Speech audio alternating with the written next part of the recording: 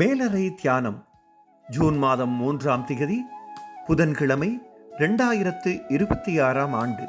எழுதியிருப்பவர் Nicolas berries, வட Carolina, USA. தலைப்பு புதிய காலங்கள். வாசிக்க வேண்டிய வேதப்பகுதி பிரசங்கி 3ஆம் அதிகாரம் 1ஆம் வசனம் தொடங்கி 8ஆம் வசனம் வரை. இன்றைய நாளுக்குரிய தியான வசனம் பிரசங்கி 3ஆம் அதிகாரம் 1ஆம் வசனம். ஒவ்வொன்றிற்கும் ஒவ்வொரு காலம் உண்டு, வானத்தின் கீழ் இருக்கிற ஒவ்வொரு காரியத்துக்கும் ஒவ்வொரு சமயம் உண்டு. கல்லூரி படிப்பை முடித்து பட்டம் பெற்று வெளியேறியதும் அடுத்து எங்கே போவது என்று சிந்தித்தேன். பாடசாலையில் இருக்கும் வரை படித்து பட்டம் பெற வேண்டும் என்ற நோக்கம் இருந்தது. இப்போ சந்தர்ப்பங்கள் அதிகம் இருக்கின்றன.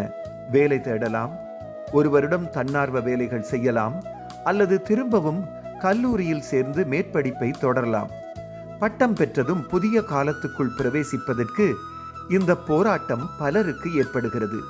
தனக்கென்று ஒரு இடமில்லாமல் தன் விருப்பப்படி வாழ்ந்த 75 வயதான ஆபிரகாமை அழைத்த கடவுள் அவனை பெரிய ஜாதியாக்குவதாக வாக்கு பண்ணி கானான் தேசத்துக்கு அனுப்பினார்.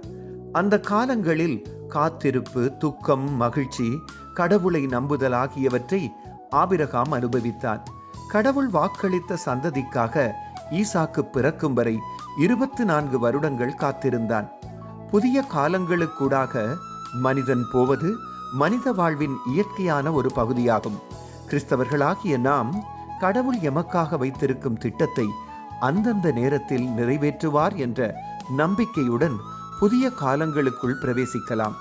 கடவுள் ஒவ்வொரு காலங்களிலும் மாற்றங்களை ஏற்படுத்தி தம்மை ஆழமாக அறியவும் சேவை செய்யவும் தொடர்ச்சியாக எம்மை உருவாக்கி வருகிறார். ஜெபம். அன்பான கடவுளே, நீங்கள் அனுப்பும் இடத்திற்கு போவதற்கு எமது விசுவாசத்தை பலப்படுத்துங்கள். ஆமேன். இன்றைய நாளுக்குரிய சிந்தனை. வாழ்க்கை மாறலாம், ஆனால் மாறாத கடவுளால் நான் நங்கூரமிடப்பட்டிருக்கிறேன்.